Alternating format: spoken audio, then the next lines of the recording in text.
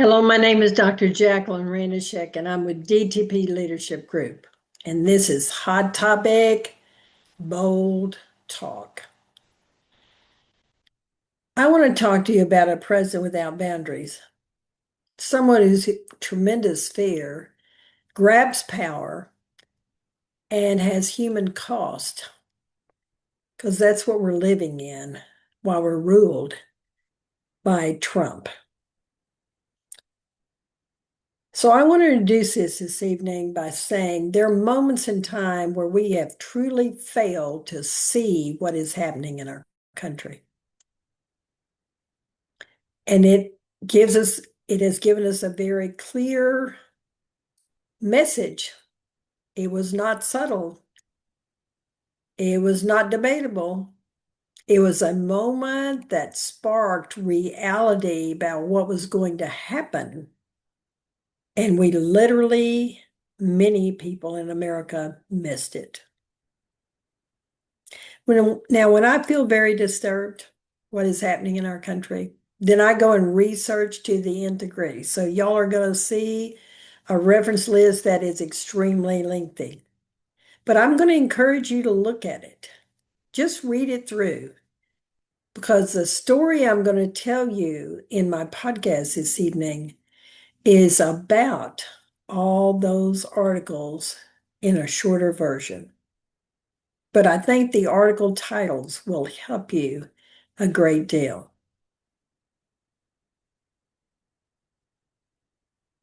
Now, when the first time that the United States ever had a clear message was on January 7th. At that moment, January 6th was violent, chaotic, shocking, but January 7th was clarifying. It was the day when accountability was possible. It was the day when leadership could have been shown. It was the day when the President of the United States could have drawn a firm line between himself and an attack on democracy. Instead, what did Donald Trump do? He revealed himself exactly who he was. No remorse, no accountability, no recognition of harm. And instead of responding with consequences, the political system and much of the public responded with excuses about his behavior. Instead of responding with a clear message about what they saw, they continued to fail to see what was happening in that moment of time. And now, years later, we are living in the inside of the results of that choice that many people in America made about giving excuses of Donald Trump and then allowing him to be president of the United States. What we are witnessing today is not a break from Trump's past behavior. It is a fulfillment. We now have a president without boundaries. And that condition, more than any single policy or scandal, is the center stage of the moment in time in our lives.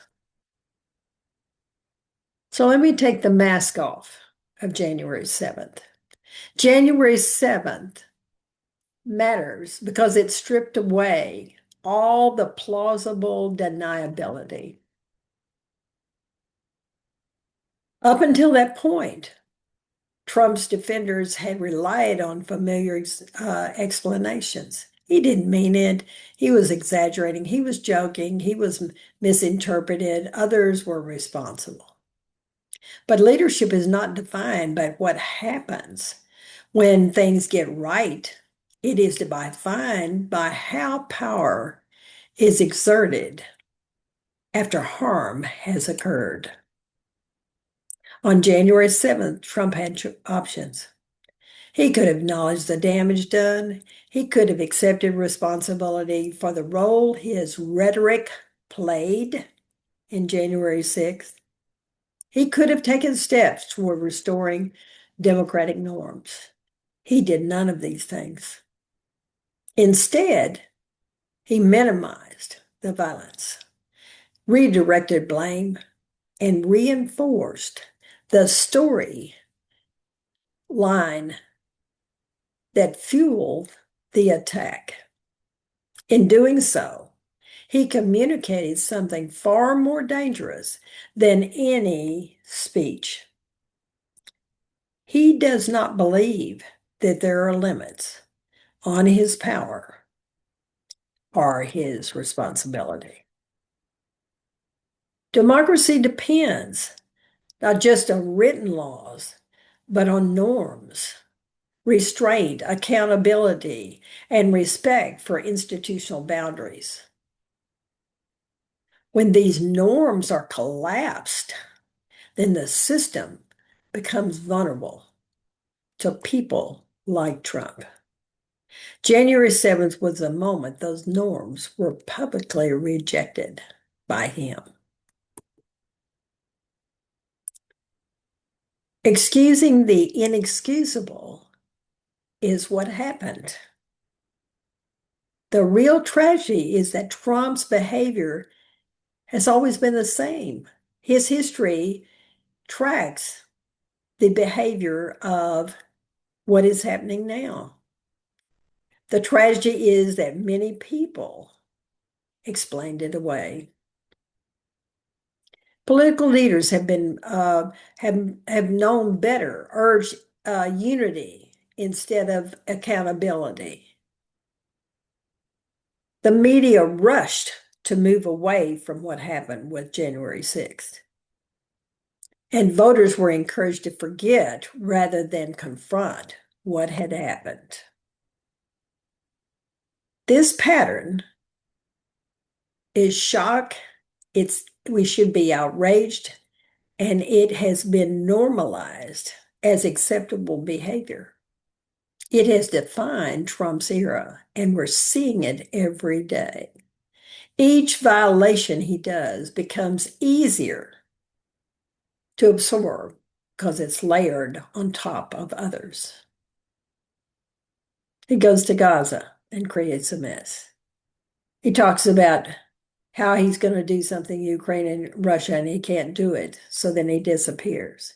Then he decides to go to Venezuela. Then he goes to other African countries. He's got us involved in so many things because he can't define what is his responsibility to us as Americans in our democracy. When you normalize what he's doing, then it neutralizes what he's doing. And it is an act of permission for him to continue to do it. When a leader begins to learn that there is no consequence for crossing lines, that the lines cease to exist, and that it is precisely what we are seeing now. And that's the reason we are where we are in America. So we have a presidency without restraints. The defining features of Trump's presidency is an ideology. I am absent from boundaries, therefore I can do anything I want to do. Trump does not recognize limits imposed by laws, traditions, ethics, or human consequences. He views institutions as obstacles rather than safeguards, and accountability as persecution rather than responsibility. This mindset transforms governance into something deeply personal, and that's what he does every time. Everything's about him. Policy becomes a reflection of his grievances. Power becomes a weapon. The state becomes an extension of his emotional needs. That is not a democratic leadership. It is an authoritarian behavior wearing democratic clothing. Trump is an authoritarian leader wearing democratic clothing because of all the people that refused to look at who he was on January 6th. He hasn't changed. He's amplified his behavior throughout his second term of his presidency. Let's look at his foreign policy and how he's rewritten it through impulse. One of the clearest examples of his boundary-free leadership is Trump's approach to foreign policy. Trump once argued that the United States should stop policing the world. Many voters found that message really appealing, especially after decades of costly and often disastrous military interventions. But what is Trump doing? He has gone berserk, and he has created more chaos, and he is involved in more things in foreign affairs than anyone. So his foreign policy is inconsistent, it's impulsive, and it's transactional. His decisions are not made through strategies or diplomacy, but through personal loyalty, perceived rights. And when he's slighted, then he becomes even more focused on who's loyal to him. He has a short-term political advantage because he keeps missing the message. Our allies are treated as disposable. Long-standing agreements are abandoned without replacement. International norms are dismissed as inconsequential. This is not isolation. It is unpredictable interventionism that has no tether to it or no coherent doctrine. Please consider reading my articles in my list. How Trump broke with his own foreign policy, or the danger of Trump's flamboyant violence. And then please read Congresswoman Lizzie Fletcher's newsletter on January 9th, 2026, which is very clear what is happening in Washington right now. Another article I think is really important is Europe draws red line on Greenland as Trump seems to bristle at suggestions he is endangering NATO. The consequences are profound. Global stability depends on predictability. He's unpredictable. When the United States is erratic, a power vacuum emerges, and more authoritarians take control.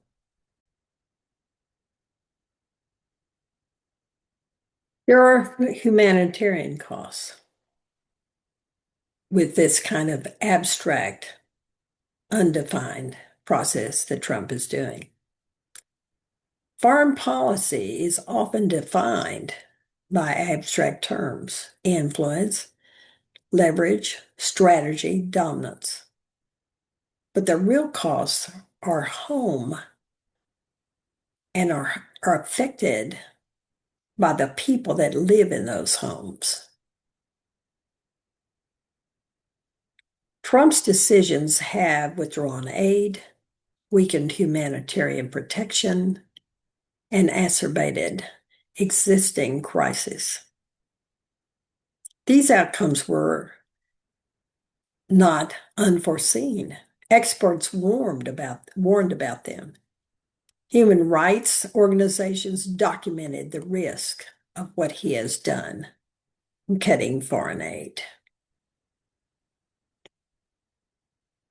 When leaders ignore these warnings, they are not merely making policy choices, they are accepting human suffering as collateral damage. I do not know how Republicans that control the Congress can possibly live with the collateral damage that has happened all over this world. People lose access to health care. We have millions because the Republican Congress couldn't agree with extending Obamacare and having something for our American citizens. Refugees are turned away and treated as though they're a criminal before they're ever investigated. Citizens are caught in accelerated conflicts. We already know that. We see people dying because ICE cannot make good decisions. Lives are shortened or ended completely. So I want you to read the article about the U.S. invading Venezuela and giving a clear picture of what Trump has done. He had all the all barons that contributed to his campaign. So Venezuela was the way he was going to pay them back.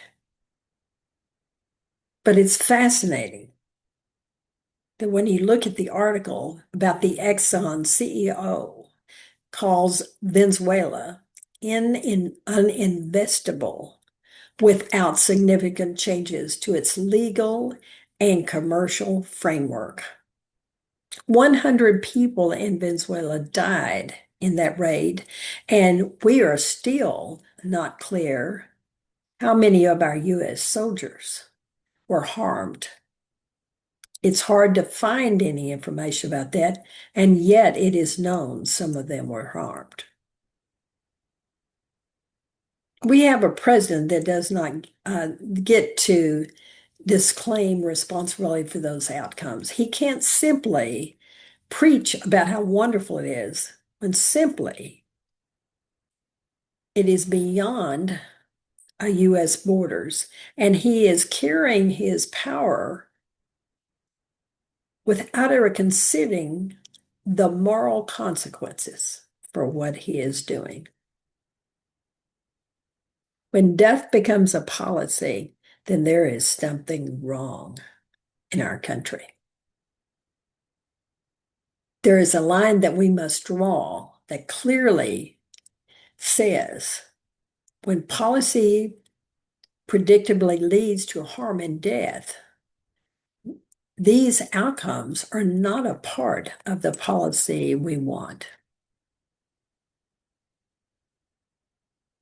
Consider looking at the article. A federal immigration agent kills a woman in Minnesota.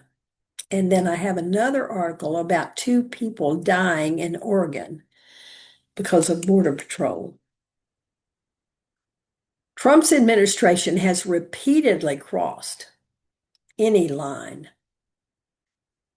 from immigration enforcement to foreign aid cuts to military decisions made without clear objectives.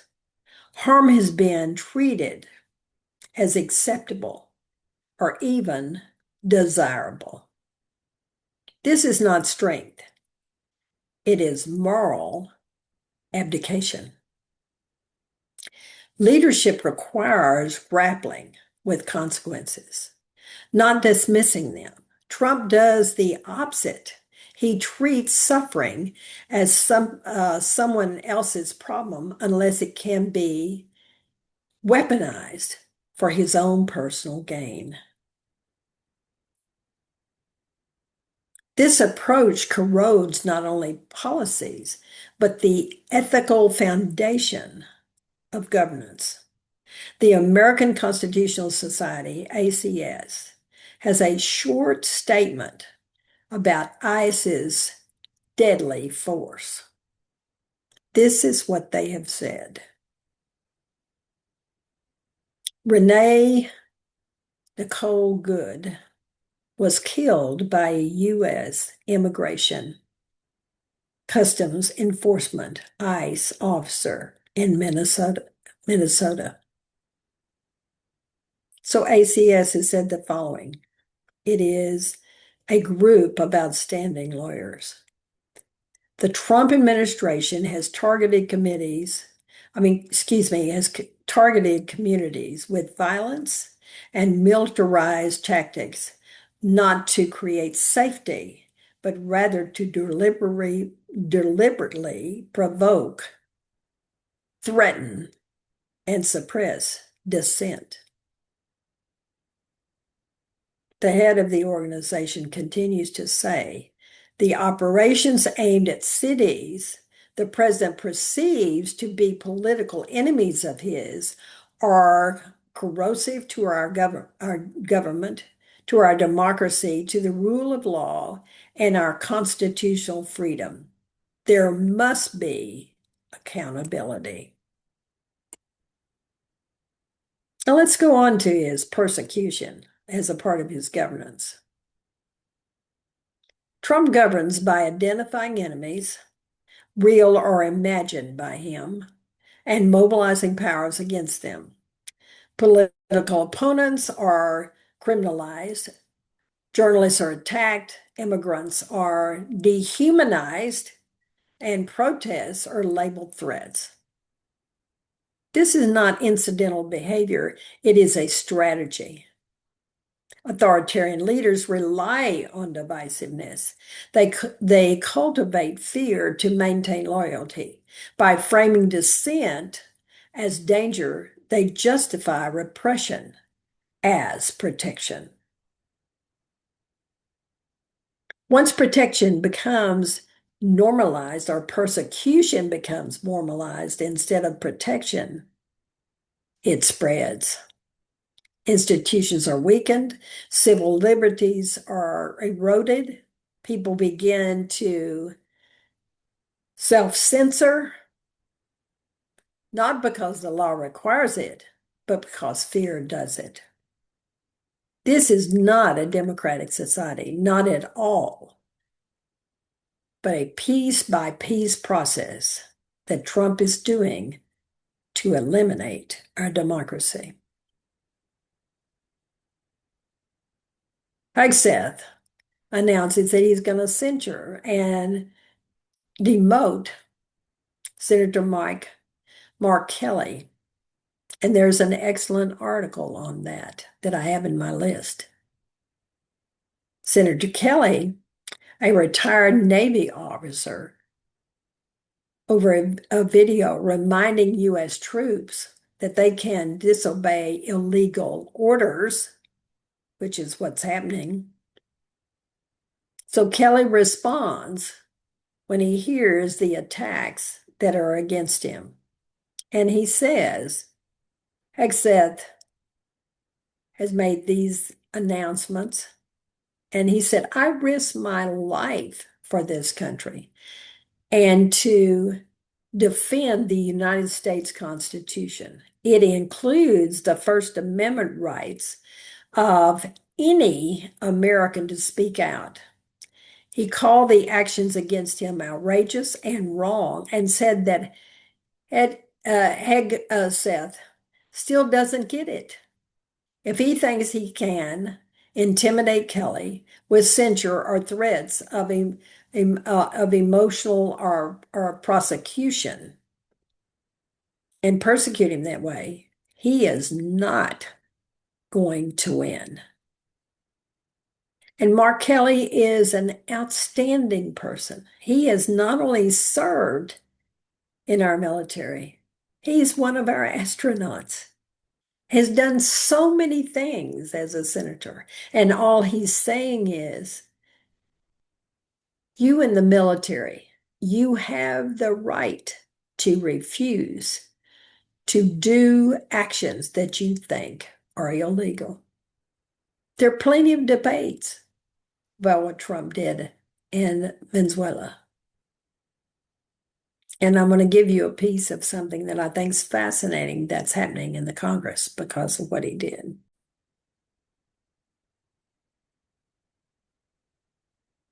I have a PhD in counseling psychology, and I have seen how fear creates all kinds of violence.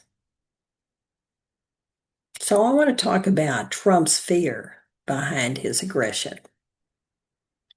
Despite his rhetoric, Trump does not govern from confidence. He governs from fear. Pollings consistently show a severe decline in trusting him, a growing dissatisfaction, and a resistance to his leadership. Rather than responding with reflection or reform, Trump accelerates his behavior. He attacks critics more aggressively. He makes more reckless decisions. He demands greater loyalty. He amplifies threats, foreign and domestic, to justify his expanded power. This is the behavior of a leader who has no real confidence in himself, and he feels cornered. Fear-driven leadership is inherently dangerous. That's the reason he's dangerous. It prioritizes his self-preservation over public good. It rewards aggression and punishes restraint, which he does not have. And his fear increases. So he does more harm to others.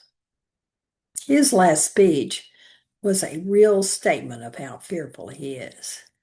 He was incoherent, and he was incapable of providing any kind of message about what he had done in Venezuela to the American people. He could not come up with any reasonable explanations, and he became very angry and incapable of doing anything except raging about people that were the problem, not him. Now, let me go back to January 7th and the warning we received. Everything we are seeing now was visible on January 7th. The refusal to accept responsibility, the rejection of limits, the willingness to let others suffer to preserve power. That day was not an anomaly. It was a preview of what Trump was going to do. We were warned, and many of you chose not to listen. So here are the global consequences of boundaryless power. When a president abandons restraint, the damage is never confined to national borders. The United States does not operate in isolation. Its power shapes global norms, alliances, and expectations. When that power becomes erratic and personal, the ripple effects are immediate and destabilizing.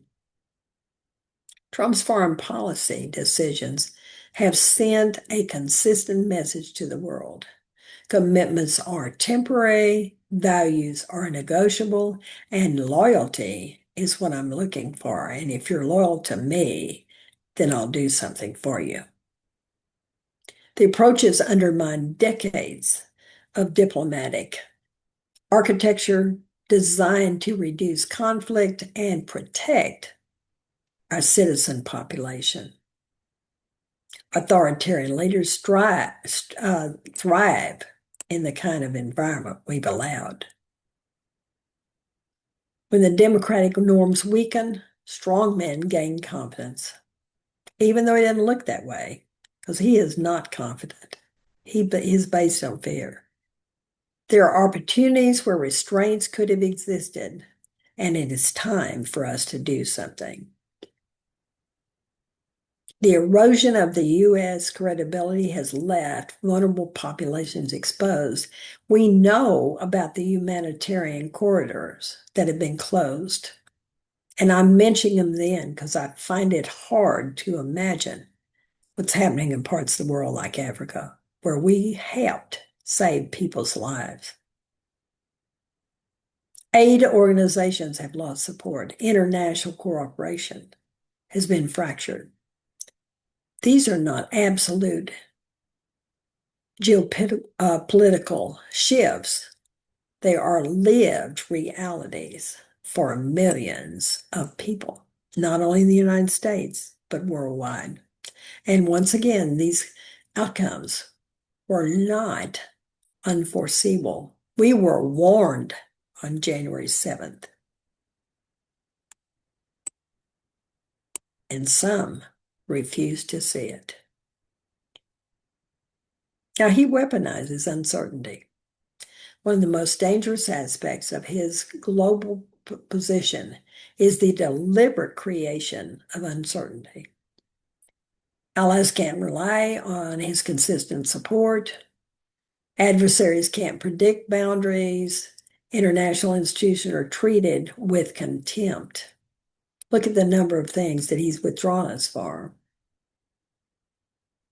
He withdraws it from organizations because he doesn't want us to be involved with them and appreciate what can be done in those organizations. So his uncertainty becomes a weapon. In democratic governance, predictability is stability, and it's stabilizing.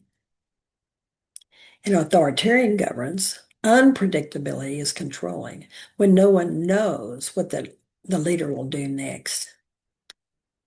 Trump has repeatedly used this tactic, threatening escalation in certain areas, definitely in immigration, rewarding and reversing positions, rewarding certain people, reversing positions, abandoning agreements without even any warning.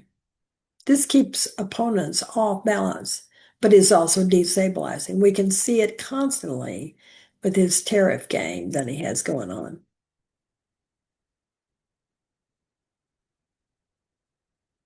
Citizens pay the price for this volatility. Conflict escalates when domestic guardrails disappear. We see more violence today than we have had at any time. Humanitarian crisis deepens when aid is politicized. Refugees flow increases when safety collapses. There are refugees that we have given agreements to be able to come to the United States because they helped us in their countries, and yet they are still locked out. Leadership that threatens uncertainty is as much a strategy as anything to gamble with people's lives. The Ukraine is a perfect example of his imbalanced ability to make a decision. Trump gets mad at Russia, so he grabs a Russian tanker in the Caribbean. He has no ability to make up his mind to support democracy in the world, since all his decisions are about how he's viewed or how much power he can grab. Everything is personal to him. That is the reason he reacts and rages on his social media. Domestic authoritarianism and its global echo is what's happening with us. What happens at home never stays at home. So Trump's attacks on democratic institutions, the judiciary, the press, the civil service, and the educational systems have global implications for us. When the world's most powerful democracy determines its own norms, it weakens the argument for democracy everywhere. Autocrats point to the United States and say, why should we be held to higher standards? Look what Trump is doing. The erosion of moral authority really matters. He has given more pardons to criminals than any president we've ever had. It affects how human rights violations are challenged or ignored. It shapes international responses to political repression. It determines whether democracy is seen as a living ideal. And right now, we look like a failing experiment. Trump's presidency has accelerated this erosion, not through subtlety, but through open, hostile restraints on democracy. The human cost is beyond the statistics. Policy debates often obscure human beings affected by decisions made in Washington.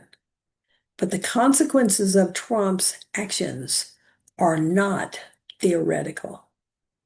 Families have been separated by him. Refugees are denied safety. Communities are disabled.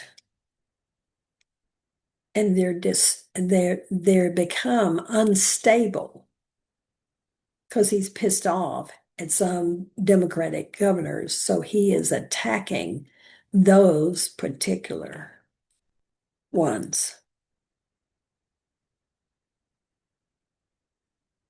These outcomes are not accidental. They are byproducts. They're a result of deliberate choices to politicize, have a theater in which human dignity is forgotten. Dominance becomes the game and compassion is forgotten. Loyalty happens over law. When struggling is treated as irrelevant or deserved because of what a person's done, governance loses its moral center, and that's what's happened to us. A society that accepts this trade-off risks becoming numb to cruelty, and here we are. Cruelty is a signal, not a side effect. Cruelty in the Trump era has often been dismissed as rhetorical excessive behavior or political miscalculation. The interpretation of his behavior is very wrong. His cruelty is a signal of power, of wanting to intimidate his opponents and to rally his supporters through giving them lies so that he can get them to be invested in his grievances. By demonstrating a willingness to inflict harm, Trump reinforces his image as someone unconstrained by norms or empathy. For followers drawn to dominance politics, this is appealing. For targets of that cruelty, it is devastating. Cruelty becomes a form of governance to rule through fear rather than legitimacy. That's what happened. That's what's happening with Mark Kelly and several of the Congress members that have stood firmly that military professionals can refuse to do illegal actions. So what is this to me? It's the psychology of panic and escalation. To understand Trump's behavior, it is essential to recognize how much fear dominates his life. Despite his bravado, Trump's actions reveal deep insecurity. As you know, we have declining poll numbers, legal challenges, and public resistance, which provokes escalation rather than reflection in him. This pattern is well documented in authoritarian psychology, and I've given you a lot of references on it. Leaders who fear loss of control respond by tightening their grip. They attack perceived enemies more aggressively. They seek absolute loyalty. They expand excessive power. Trump's accelerating rhetoric, increasing threats, and disregard for consequences all reflect this dynamic. He's panicked. His last speech showed it. He's dangerous now when he's panicked. The illusion of strength. Trump frequently frames his actions as demonstration of strength, but strength without restraint is not strength at all. It is volatility. True leadership requires discipline, accountability, and empathy. It requires the ability to absorb criticism without retaliating, to adopt without, or to adapt without lashing out, and to accept responsibility without deflection. Trump's presidency offers the opposite model. It's reactionary over reflection. It's punishment over persuasion. It's fear over trust. This is not resilience. It is fragility disguised as dominance. Now, I appreciate Austin Weatherford in Bright America. And Austin has written a number of political statements as well as other political analysts, and all have agreed to one thing about Trump. We all have to look at how our democratic society is responding to what all he's doing. Authoritarianism fails solely because of stronger leaders.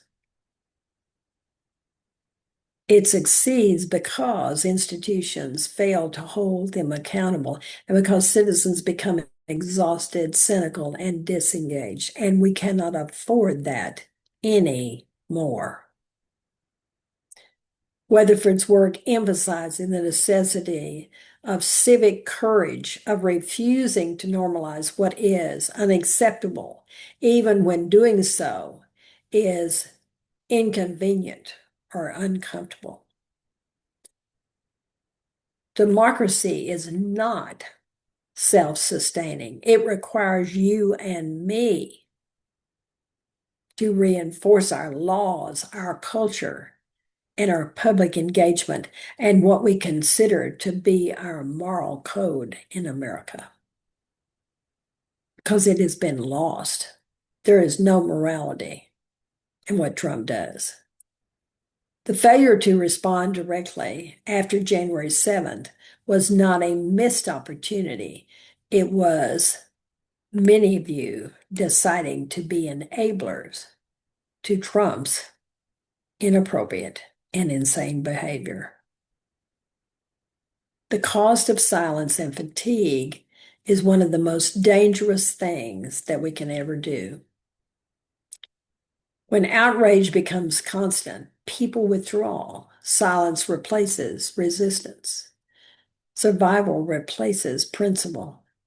Authoritarians, leaders rely on this exhaustion.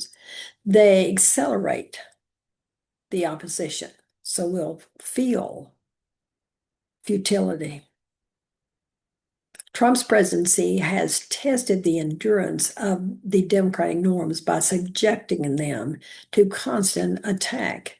Each new outrage competes with the last.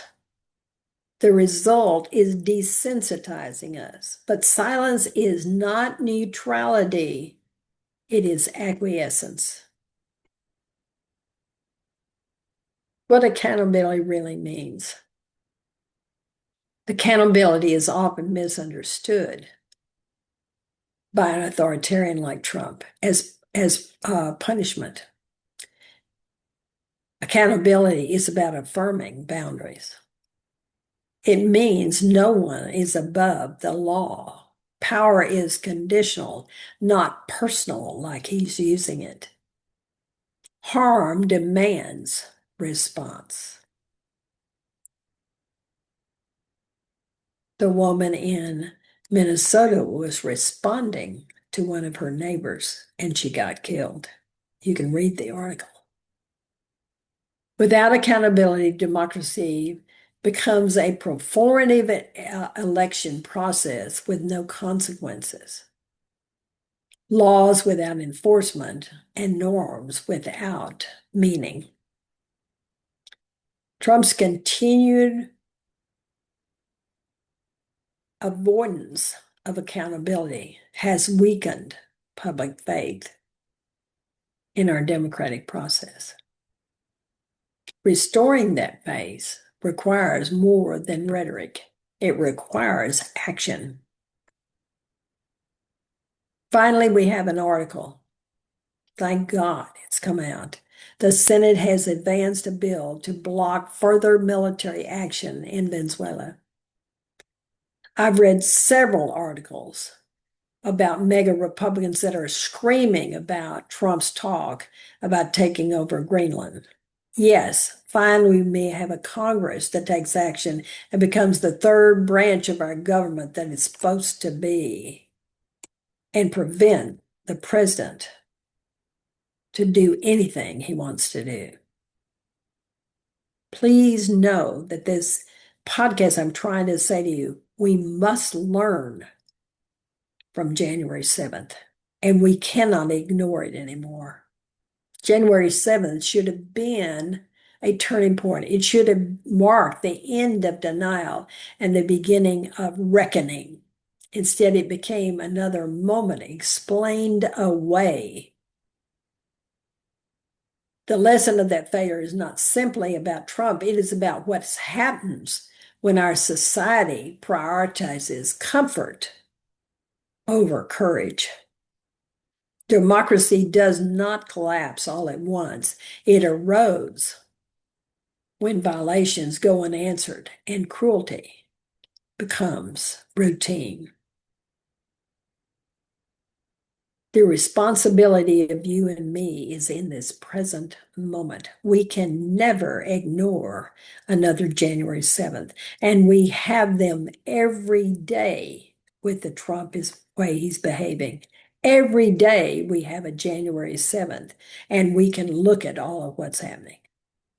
If we write down everything he's done that is illegal, we would have to face the reality of what's going on. We are not a powerless observer of history. We are participants in it. The choices made now by institutions, by leaders and citizens will determine whether this period is remembered as a warning, heeded, or a lesson ignored. We've already had January 7th. Are we going to ignore all this? The danger is not only the presence of a leader without boundaries, it is the normalization of what he has done. So I want to close with this. The cost of ignoring the obvious about Trump is unacceptable. There's our second chance. We see who he is. History will not judge us by the rhetoric or the scandals of Trump. It will judge us by the outcomes that happen. And we see outcomes every day that are unacceptable in our country. We will be asked why we denied the warnings of him, why we delayed accountability for him, why we allowed the suffering and tolerated it. January 7th showed us who Donald Trump was. Everything since then has confirmed who he is. The world we live in now is the cost of pretending And we have to stop pretending.